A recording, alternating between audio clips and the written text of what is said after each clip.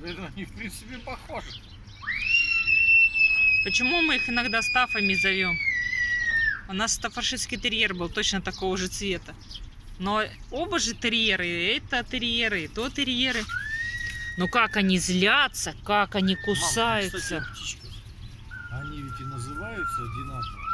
Тот американский, а это чих. А чих, это же Мексика. Город даже есть. Чихуана или как-то. Так и называется чихуахуа. А, да, Чихуахуа. Вот. На границе с Америкой. Так что, в принципе, соседи. Вот как вкусненько. Ой, какая резина вкусная. И трава вкусная. И все вкусное, все новое, все непонятное. Там все грязное.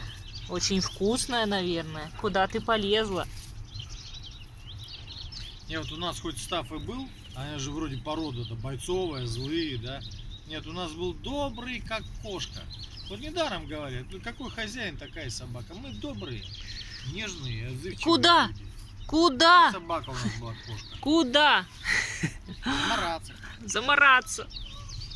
Вон голова уже грязная. Все, интерес проявился, теперь оттуда его не вытащишь. Ты пришла сюда? Все, покрышку погрызли, да? Угу. Нет, Ну, вон, интересно. продолжается. Повисели на покрышке, да? Куда ты? Может, он поехал бы в машине. Не надо никуда ехать ни на какой машине.